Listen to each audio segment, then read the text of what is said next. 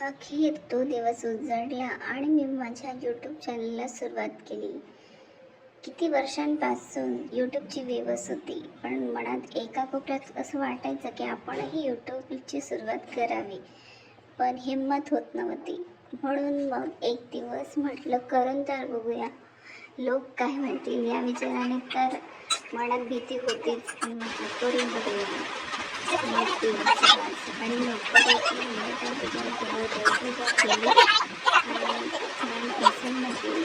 त्याच्यानंतर चहाशिवाय काही चालतं का? चहा तर आपल्याला सकाळी लागतोच आणि मला तर खूपच आवडतो.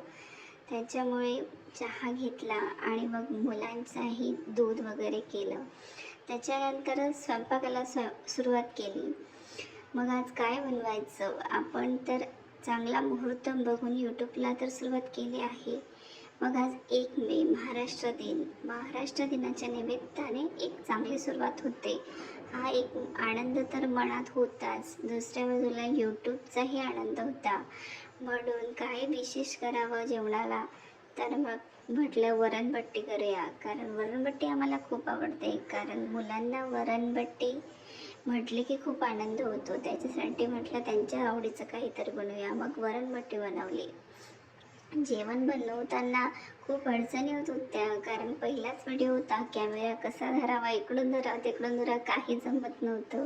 पण म्हटलं करून तर बघूया. मग आज कसं बसं तर केलं आहे. तुम्हाला आवडतो नाही आवडत ते कमेंटमध्ये नक्की सांगा. प्रयत्न कसा आहे ते पण सांगा. कारण फर्स्ट व्लॉग आहे, त्याच्यामुळे खूप अडचणी येत आहे, समजून घ्या आणि साथ असू द्या. मग कुकर लावला, त्यात डाळ भात लावली आणि सुरुवात केली जेवण बनवायला. माझी 2 लहान मुलं असल्यामुळे त्यांनाही थोडं विचित्र वाटत होतं. आज ही असं काय करते, कॅमेरासमोर कॅमेरा लावते, जेवण बनवते.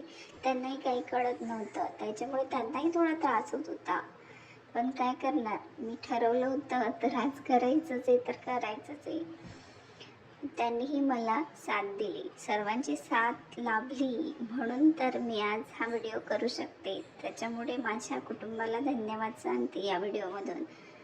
आता या व्हॉइस ओव्हरलाही तसंच होतं आहे.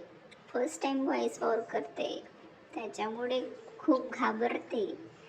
पण समजून घ्या, काय करावं ते सुचत नाही आहे, पण करते, प्रयत्न करते.